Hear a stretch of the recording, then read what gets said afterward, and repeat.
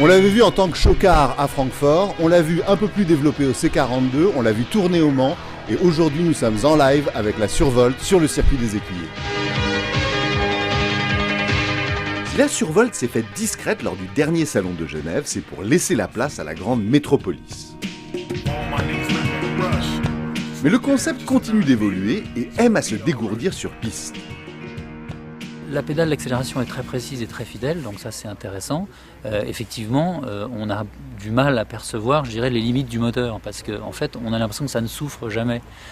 Quand un moteur thermique prend beaucoup de régime, forcément, il y a un moment où on sent que la mise en vitesse devient moins efficace, il faut passer un rapport. Là, on est sur, je dirais, la même transmission. Et on se demande quand ça va s'arrêter et on a l'impression que ça ne s'arrête jamais. Donc ça, c'est assez déroutant. Sinon, la perception du gaz, elle est très fidèle et très précise. Donc ça, c'est intéressant.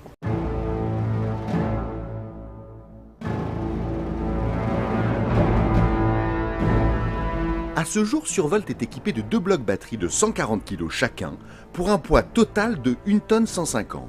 Les 2 moteurs électriques ont une puissance combinée de 300 chevaux et permettent une vitesse maximale de 260 km/h.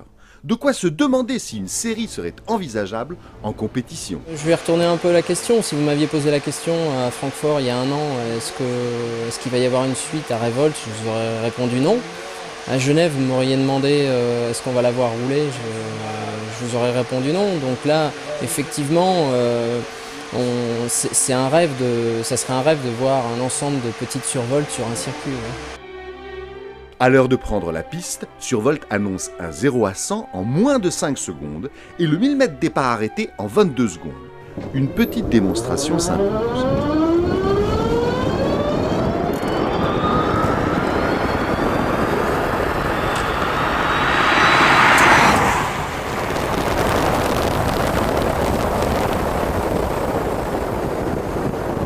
Idéalement, nous conseillons tout de même de bien fermer les portières. Le prototype en sera toujours reconnaissant.